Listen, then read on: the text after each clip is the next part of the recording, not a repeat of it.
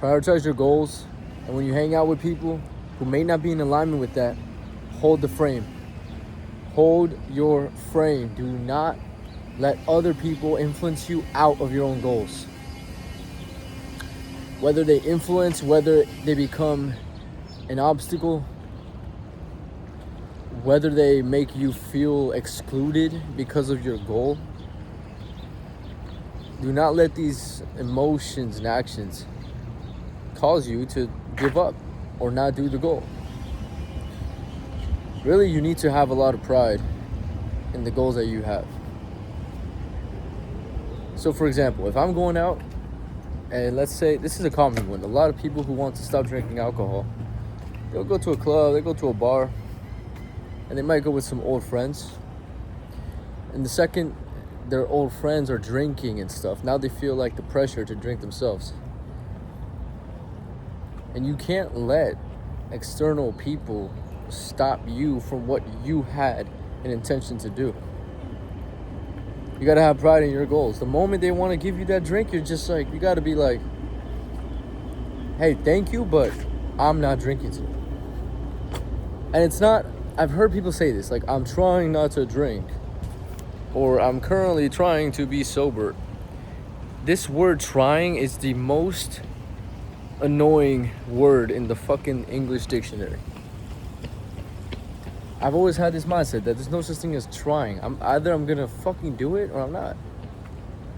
Shout out to Yoda. He actually came up with that quote. He said something like, there's no try, it's only do or not do. Something like that. So true though, man. What the fuck is a try? What do you try? What the fuck? You make a fucking decision. That's what men do. We make decisions. So I go out and let's say I want to not drink. Because that was me. 4 years ago, I started going out to clubs and bars by myself, talking to strangers, pushing my social comfort zone because I had social anxiety. And because I wanted to get better with women and pickup and dating. I went out. It was very difficult. At first I did have to drink. Which is okay. It's not the end of the world if you have to drink a little bit, because otherwise the anxiety is just over fucking whelming. So I took a shot. I remember I would take like one shot. I would appear at the place, park outside in my mom's Toyota fucking Yaris. And I'll take a shot of tequila, and then I was just running. I would take a shot of tequila, look at the mirror. I'd hype myself up and be like, all right, Sergio, we got this. Let's fucking go. It's funny because back then I didn't know much about self-talk. Now I talk about this a lot. But I remember in that moment I had good self-talk. It's kind of like Eminem and 8 Mile type moment where I'm just looking at the fucking mirror and I'm just like, let's fucking go. We got this. Come on, we got it. Come on, Sergio, you gotta just go in. And you gotta just fucking open one person and you can go home. Or whatever the goal was. I'll take that shot, go inside, say hi to some people, then I go home. Now, how does this relate to my story? My story is like, I used to drink to fucking do this shit. But over time, I weaned off. And guess what happened when I weaned off? Is people would always try to pressure me into it. And when they would try to pressure me into it, you say, I'm not drinking tonight. I'm trying not to drink. I'm not drinking tonight. And you can apply this to anything. I'm doing this tonight. I'm not doing this. Hey, you about to come to the next club? Oh no, I'm going home at 12 tonight. What? That's so early. Come on, bro. Why are you being a grandpa? I have XYZ to do. No budge, man. You can't have a budge. Another example, another very common example, is when you're trying to stick to a diet and you're out with family or friends. Or you're at work and your work just offers you a fucking donut. I remember I worked at this internship, this engineering internship. Shout out Seppi Solar, solar company. I used to work for them a long time ago. My brother got me that job. I remember what happened once was like, there was, well, not even once, this would happen every fucking Friday or something. This would happen all the time. They would all the time, at least once a week or so, they would offer us bagels. It's funny because back then I didn't have such a strict diet, so I ate it. It was literally, I remember I would come into work on like some days and there'd be like fresh, yummy fucking bagels just laid out. We got all kinds of bagels. We got sesame seed. We got, I don't even fucking know, onion, blueberry, raisin, cinnamon raisin, bro. Yo, this is the first time I've been talking about bagels in a long time. Like, for those of you who don't know, I'm essentially like 67 days of eating healthy, straight, which is crazy. Honestly, I've never done this. So no junk food, no fucking seed oils, no fucking processed bullshit, no candy, no, not a single piece of dessert I've had in 67 days. Out of all of them, that's the one I think is the most difficult. Many times I went out to dinner and people brought out dessert and I'm just like, fuck. That's a whole other example. I remember I'd be like, you first let me finish the Office example. What's going on? Well, okay, the Office example is there'd be fucking bagels, right? And yeah, back then I didn't give a fuck. And I wasn't in crazy good shape. I didn't have crazy good discipline. I didn't give a fuck. So what I did, I was 19 years old too. My metabolism was better also. So I remember I was just fucking eating. I'd be like, yeah, we got the bagels today. Let's go. And I'd grab like a fucking cinnamon raisin bagel and I'd slap some. They also had all kinds of cream cheeses. And they had some really good coffee. Yo, if I'm dropping the phone, guys, it's because my shoulder's just hurting at this point. But I remember they would have all kinds of cheeses. And I would slap on like salmon or something. So I eat that with the coffee and man, that was so good. It's crazy to think I haven't had something like that in forever. Like, but I can taste it in my mind. I can taste it. I remember what it tasted like.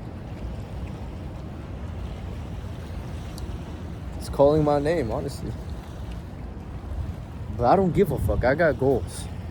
And eating a fucking cinnamon raisin bagel is not part of my to-do list.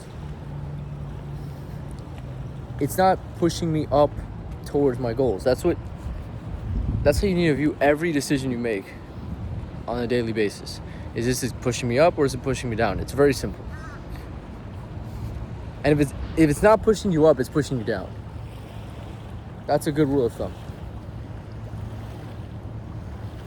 Because just the act of doing something that's not bringing positivity is a negative act because you're essentially wasting time in that moment. Let that sink in. So yeah, I would give in to the bagels because little did I know I was being influenced from the environment. Everyone was eating it. I thought it was okay. My brother was eating it. I thought it was okay. Long story short, over time, I got more into the gym, fitness, nutrition, self-development. Now, I'll go to a restaurant with all the people I work with. Really good guys. Like, we're talking, they're all coaches. They're all on point. They all got good physiques. They all got money. They all got charisma. They're stacked, man. They have a lot going for them. How I view myself, for example. So I'm at dinner surrounded by really high-value people. And we're at this really fancy restaurant called Jaya the Satai in South Beach. And my friend's like, yo, order anything. It's on me. I'm like, all right, bet. But this is day 40, day 50 or something of me eating healthy. So the temptation was real. I mean, I'm surrounded by high value people that I really respect and care about. Because just so happens, and I would say I'm very grateful for this. It just so happens that my close friends are also really high value men that I work with. Which is how it should be. You guys gotta make it like this. You guys gotta somehow find a way to make your life like this. And if that means you become a CEO and you build people up to your level, by all means do that. And then they become your friends. That's how you gotta do. That's what my boy did. That's the guy I work with. That's what he did. That's what he did with me. Built me up, and now I'm on a whole other level, a level that I didn't foresee I didn't think I'd be at this level at this age. I actually didn't, honestly. I kind of thought I would be at, I don't know, man. It's hard to even say. I didn't even know what I imagined.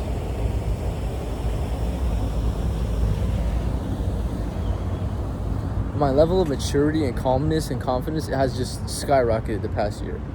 Like crazy. I think you guys could tell. I don't know. I'm just waking up, by the way. There's no caffeine, no warm-up. I didn't even go to the gym yet. Just waking up. But anyways, let me get back to catching myself topic switching too much. Probably because I've been practicing the Talk Forever drill. And for those of you who don't know what that is, quick plug to a technique I teach people. If you want to get better at conversation and storytelling, like if you're still watching at the 12-minute mark, that says something about my communication. Clearly, I'm entertaining you slightly. Especially because there's no edits, there's no music, no nothing. It's just me talking.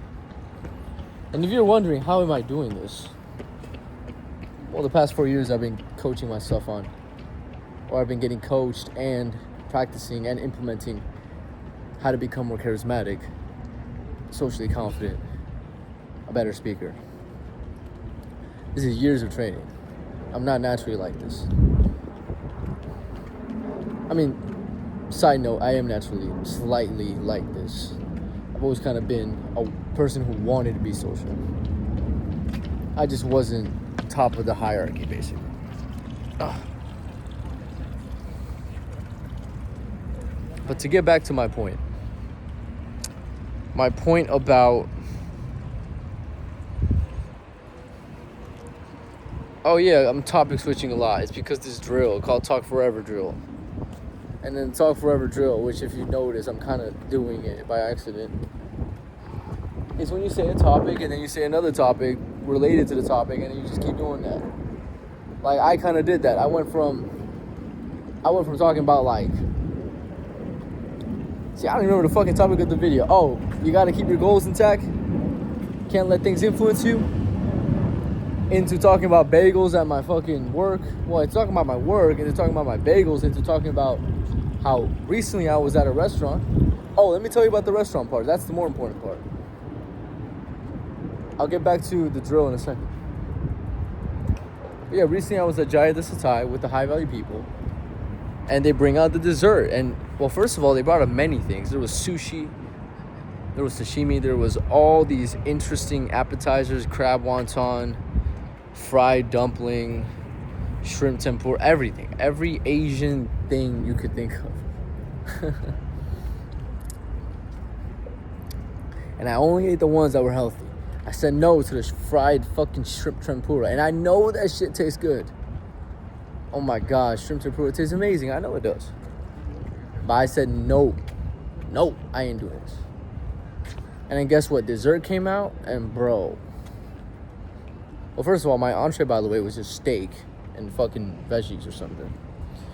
Dessert came out and bro, that shit looks so good. And my boy, the guy who's like the highest value of the group, who's like, shout out Kyle. He's Coach Kyle on YouTube. He's really, really big. He took a bite of the fucking thing. He ate the fucking thing. He said, best dessert he ever had. So imagine someone you look up to, and you know he's in better shape.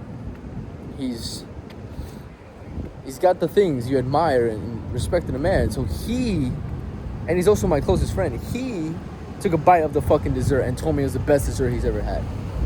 Imagine the level of influence he could have on me. In fact, dare I say, this man probably has the most level of influence on me than anyone I know. Besides myself, that's the fucking catch. Besides myself, I trust myself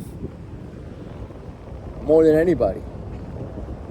Only I know my potential and my goals.